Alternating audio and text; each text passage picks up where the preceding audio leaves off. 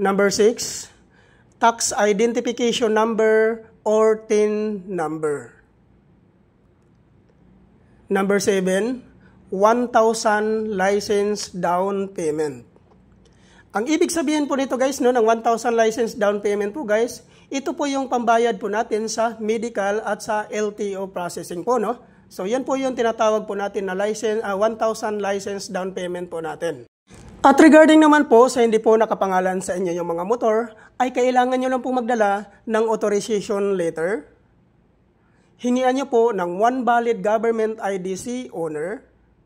Ipotocopy nyo po at papirmahin nyo po ng 3 beses.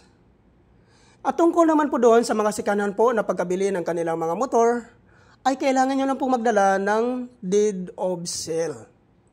Kailangan po guys, nakanotarize po yun.